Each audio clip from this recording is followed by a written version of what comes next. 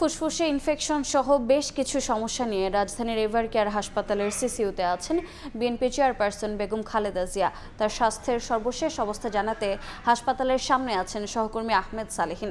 সরাসরি যাচ্ছি তার কাছে। বিএনপি চেয়ারপারসন বেগম খালেদা জিয়া ফুসফুসের সংক্রমণ নিয়ে এই রাজধানীর বসুন্ধরার এভার কেয়ার হাসপাতালে গত 23 তারিখে অর্থাৎ গত 23শে নভেম্বর তিনি ভর্তি হয়েছিলেন। আজকে কিন্তু 8 দিন তিনি হাসপাতালে ভর্তি রয়েছেন। এর মধ্যে তার অবস্থা সংকটাপন্ন বলে জানিয়েছিলেন বিএনপি মহাসচিব মির্জা ফখরুল ইসলাম আলমগীর, এবং তার পরবর্তীতে গত 27 তারিখ অর্থাৎ আজ থেকে 4 দিন আগে তাকে করোনারি কেয়ার ইউনিট সিসিইউতে ভর্তি করা হয়। সেখানে তিনি অবস্থান করছেন।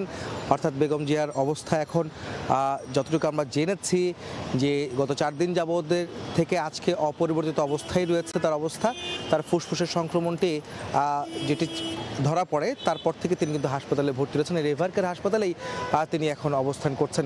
গতকাল রাতে বিএনপি চেয়ারপারসনের ব্যক্তিগত চিকিৎসক এবং মেডিকেল বোর্ডের সদস্য ডাক্তার AJM জাহিদ হোসেন জানিয়েছিলেন গণমাধ্যমে যে বেগম জিয়ার শারীরিক অবস্থা অপরিবর্তিত রয়েছে। একই সঙ্গে তাকে বিদেশে নেওয়া হবে কিনা সেসব বিষয় কিন্তু তিনি আলোচনা করেছিলেন।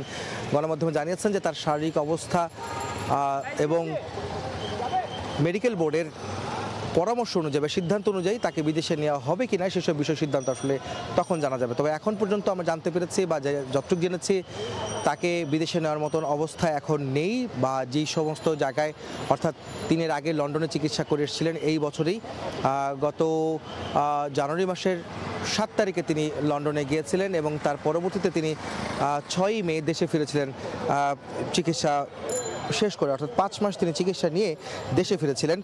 এখন সেখানে লন্ডনে আবার নিয়ে যাওয়া হবে কিনা বা অন্য কোনো কোথাও চিকিৎসা দেওয়া হবে কিনা সেসব বিষয়ে চিকিৎসকরা এখনই সিদ্ধান্ত নিতে পারছেন বা নিতে পারছেন না, সেসব বিষয় নিয়ে কিন্তু এখন আলোচনা চলছে। সেই বিষয়ে কিন্তু আমরা জানতে পেরেছি।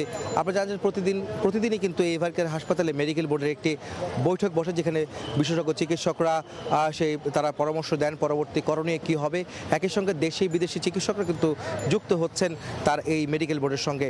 বিশেষ করে যুক্তরাষ্ট্র এবং যুক্তরাজ্য, চীন, সিঙ্গাপুর এবং সৌদি আরবের চিকিৎসকরা এই মেডিকেল বোর্ডের সঙ্গে তারা আছেন এবং তারা তত্ত্বাবধান করছেন, তারা পরামর্শ দিচ্ছেন বেগম জিয়ার চিকিৎসা কতটুকু উন্নত করা যায় সেসব বিষয়গুলো নিয়ে তারা আলোচনা করছেন।